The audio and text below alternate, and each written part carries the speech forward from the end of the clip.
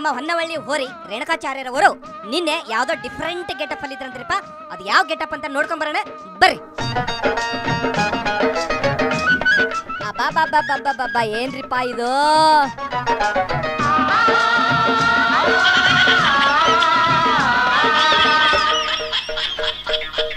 ನೇಗಿಲ್ಲ ಹಿಡಿದ ಹೊಲದಳು ಹಾಡುತ್ತ ಉಳುವ ಯೋಗಿಯ ನೋಡಲ್ಲಿ ನಮ್ ಕಣ್ ನಮಗೆ ನಂಬಕ್ಕಾಗತ್ತಿಲ್ಲಲ್ರಿ ರೇಣುಕಾಚಾರ್ಯರವರೇ. ನಂಬಕ್ಕಾಗ್ತಿಲ್ಲ ನಮಗೆ. ಏನ್ ಗೆಟಪ್ ಹಾಕಿರಿ ಇವತ್ತು?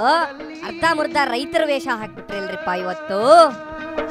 ಫಲವನ್ನು ಬಯಸದ ಸೇವೆಯ ಪೂಜೆಯು ಕರ್ಮವೇ ಹಪರ ಸಾಧನವು. ಕಷ್ಟದೊಳನ್ನವ ದುಡಿವನ ತ್ಯಾಗಿ ಸೃಷ್ಟಿ ನಿಯಮದೊಳಗವನೇ ಹೋಗಿ ಉಳುವ ಯೋಗಿಯ ನೋಡಲ್ಲಿ ಉಳುವ ಯೋಗಿಯ ನೋಡಲ್ಲಿ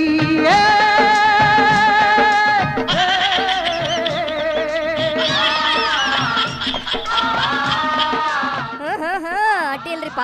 ಮೇಟಿ ಹಿಡಿಯಾಕಂಕ್ರು ಬರುತ್ತಾ ಇಲ್ಲ ಗೊತ್ತಿಲ್ಲ, ಅದ್ರ ನಾಟಿ ಮಾತ್ರ ತುಂಬಾ ಚೆನ್ನಾಗಿ ಮಾಡ್ತೀರಿಪ್ಪ.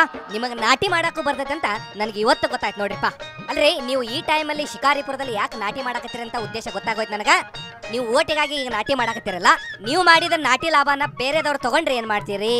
ಶಿಕಾರಿಪುರದಲ್ಲಿ ಮುಖ್ಯಮಂತ್ರಿಗಳ ಮತ್ತು ಅವರ ಸಚಿವ ಸಂಪುಟ ಶಾಸಕರ ದಂಡು ಯಡಿಯೂರಪ್ಪನವರ ವಿರುದ್ಧವಾಗಿ ಯಾವತ್ತೂ ಶಿಕಾರಿ ಮಾಡಕ್ಕಾಗಲ್ಲ. ಹೌದು, ಯಾವ ಲೆಕ್ಕಾಚಾರದಲ್ಲಿ ತಾವು ಹಿಂಗೆಲ್ಲ ಹೇಳ್ತೀರಿಪ್ಪ?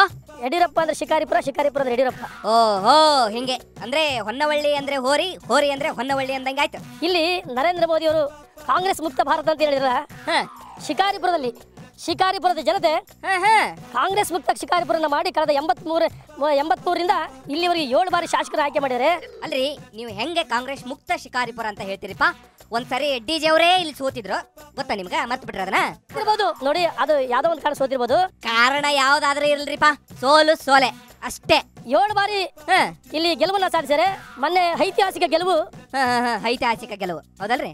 ಲೋಕಸಭೆ ಚುನಾವಣೆಯಲ್ಲಿ ದಕ್ಷಿಣ ಭಾರತದಲ್ಲಿ 3,65,000 ಮತಗಳನ್ನು ಪಡೆದ ಜೊತೆಗೆ ಐತಿಹಾಸಿಕ ಗೆಲುವು ಸಾಧಿಸಿದ ಯಡಿಯೂರಪ್ಪನವರು. ಅಲ್ರಿ ರೇಣುಕಾಚಾರ್ಯರವರೇ, ತಾವು ಬರೀ ಓಟಿಗಾಗಿ ವೇಷ ಹಾಕೋದು ಎಷ್ಟರ ಮಟ್ಟಿಗೆ ಸರಿರಿಪ್ಪ? ನನ್ನ ಮಣ್ಣಿದು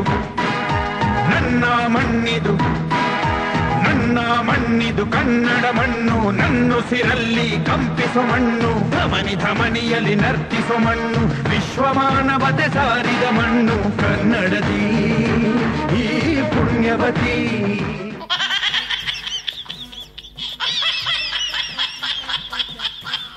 ಇಲ್ಲಿ ರೈತ ವರ್ಗದವರು ಇಲ್ಲಿ ದಿನನಿತ್ಯ ನಾಟಿಯನ್ನ ಮಾಡ್ತಾರೆ. ನಾವು ಹೌದ್ರಿಪ್ಪ, ಅದು ಅವ್ರ ಹೊಟ್ಟಿ ಪಾಡ್ರಿಪ್ಪ, ಅವ್ರ ದಿನ ಮಾಡ್ತಾರ ನಾಟಿ. ನೀವ್ ಇವತ್ತ್ಯಾಕೆ ನಾಟಿ ಮಾಡಕತ್ತೀರಿ ಅಂತ ಹೇಳ್ರಿಪ್ಪ. ಈ ಭಾಗದ ವಿಶೇಷ ಅಂತ ಕೇಳಿದ್ವಿ. 1994ರಲ್ಲಿ ಅಂಜನಾಪುರ ಜಲಾಶಯ ಹೊಡೆದ ಸಂದರ್ಭದಲ್ಲಿ ಸನ್ಮಾನ್ಯ ಯಡಿಯೂರಪ್ಪನವರು ಪ್ರತಿಪಕ್ಷ ನಾಯಕರಾಗಿ ಬಳ್ಳಾರಿಯಲ್ಲಿ ಪ್ರವಾಸವಾಗಿದ್ರು. ಜಲಾಶಯ ಹೊಡೆದ ತಕ್ಷಣ ಅವರಿಗೆ ಮಧ್ಯರಾತ್ರಿ 12 ಗಂಟೆ ವಿಷಯ ಗೊತ್ತಾದ್ಮೇಲೆ ಕಣ್ಣೀರ್ ಹಾಕಿ ರೈತರ ಪರವಾಗಿ ಇಲ್ಲಿ ಬಂದು ಕಲ್ಲು ಮಣ್ಣು ಹಾಕೋದ್ರ ಮೂಲಕ. ಅಯ್ಯೋ ಹೌದನ್ರಿಪ್ಪ. ಅಲ್ರಿ ಅಂದು ಡಿ.ಜೆ ಅವರು ಕಣ್ಣೀರು ಹಾಕಿದ್ರು ಅಂತ ಅನ್ಕೊಂಡು ನೀವು ಇವತ್ತು ನಾಟಿ ಮಾಡಕತ್ತೀರನ್ರಿಪ್ಪ? ಈ ಭಾಗದಲ್ಲಿ ವಿಶೇಷವಾಗಿ ಅಂಜನಾಪುರ ಹೋಬಳಿ ಈ ಭಾಗದ ರೈತರ ಜೀವನಾಡಿದು. ಓಹೋ, ಅಂದ್ರೆ ಭತ್ತ ನಾಟಿ ರೈತರ ಜೀವನಾಡಿ. ಅದಕ್ಕೆ ನೀವು ನಿಮ್ಮ ಓಟಿಗಾಗಿ ಅವ್ರ ನಾಡಿ ಮಿಡಿತಕ್ಕೆ ಕೈ ಹಾಕ್ಬಿಟ್ರಿ. ಬಲೆ ಅದಿರಾ ಮತ್ತೆ ನೀವು? ಈ ಎಲ್ಲ ವರ್ಗದ ಜನರು ರಾಘಣ್ಣಗೆ ಸಿದ್ದರಾಮಯ್ಯರು ಉತ್ತರ ಕೊಡೋದ್ರ ಮುಖಾಂತರ ಮತವನ್ನು ಹಾಕಿ. ಆಯ್ತಾಯ್ತ್ರಿಪ್ಪ, ಒಟ್ಟಿನಲ್ಲಿ ಜಾಸ್ತಿ ಹೇಳಕ್ ಹೋಗ್ಬೇಡ್ರಿ. ಈಗ ನೀವು ಎಷ್ಟು ಓಟ್ ಲೀಡಲ್ಲಿ ಗೆಲ್ತೀರಂತ ಹೇಳ್ರಿ, ಗೊತ್ತಾಗತ್ತೆ ನಿಮ್ ಕಾನ್ಫಿಡೆಂಟ್ ಏನು ಅಂತ. 1 ಲಕ್ಷ ಲೀಡ್ ಅಧಿಕ ಲೀಡ್ನಲ್ಲಿ ಆಯ್ಕೆ ಮಾಡ್ತಾರೆ ನಂಬಿಕೆ ವಿಶ್ವಾಸ ನಮಗೆ. ಓಹೋ ಹೌದು, ಆಯ್ತಾಯ್ತು. ರಿಸಲ್ಟ್ ಬರಲಿ, ಅವಾಗ ನಿಮ್ದು ಎಷ್ಟು ಸತ್ಯಾಂಶ ಎಷ್ಟು ಸುಳ್ಳಿನ ಅಂಶ ಇದೆ ಅಂತ ಗೊತ್ತಾಕೈತಿ. ಜನಗಳೇ, ಈ ಮಾತು ನೀವು ನೆನ್ಪಿಟ್ಕೊಳ್ಳಿ. ರಿಸಲ್ಟ್ ಬಂದ ಮೇಲೆ ಮತ್ತೆ ನಾವು ರೇಣುಕಾಚಾರ್ಯರವ್ರನ್ನ ಮೀಟ್ ಆಗೋಣ. ಆದ್ರೆ ಈಗ ಗದ್ದಾಗಲ್ಲ, ಅವ್ರ ಮನ್ಯಾಗ ಮೀಟ್ ಆಗೋಣ. ಈಗ ನಂಗೆ ಟೈಮ್ ಆಯ್ತು, ಮತ್ತೆ ನಾನು ಸಿಗ್ತೇನೆ, ಬರ್ತೀನಿ. ಬೈ.